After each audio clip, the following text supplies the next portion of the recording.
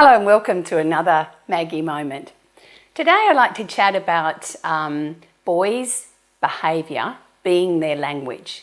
And it came from a lovely message I got from a mum who was really concerned about her little lad. I'm not sure he's 3 or 4 years of age. And normally, as she said, quite a well-behaved little lad, quite nice, all the things that we like to hear. But he started to develop an unusual pattern of behaviour that just before they were about to leave, wherever they had been for a play, whether it was playgroup or is at a friend's house, he did something deliberately naughty. Things like throwing one of the child's toys over the fence, breaking a toy or going and hiding it and doing like really annoying little things. And it always was just before he left. Such an event. And when I sat down and thought about it, I thought, now what is this boy trying to communicate with his language? Those of you who've heard me speak about boys before will know that boys send all of their behaviour really through to the angry button, because that one looks like a strong warrior. So when I sat and thought about it and I offered the suggestion, how I think what's happening for this little boy is he don't want to go.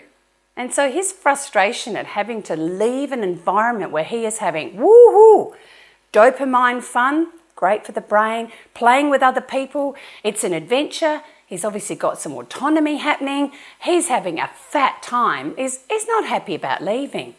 So rather than demonstrate that by just being a bit sad, he is demonstrating his frustration and anger by deliberately doing something that really gets everyone provoked. So some of the suggestions I suggested to the mum was before you go, anytime you say, do you know that when we do leave and we don't feel really good, do we? We get ugly feelings, and ugly feelings like frustration that we don't want to go. So what we might do is we might have a bit of a game that helps you know when it's time to leave, and that I'll probably do 10 fingers for when it's 10 minutes to go, and I'll go 5, and I'll go 2 when it's 2. And I said to the mum, make sure you've got the smiliest and happiest face on. Because that's the other part, that boys use endorphins of laughter and lightness to be able to understand in a different way. If we get tough on them, we trigger them straight off into that primitive reflex, into the downstairs brain. And that's when they get narky.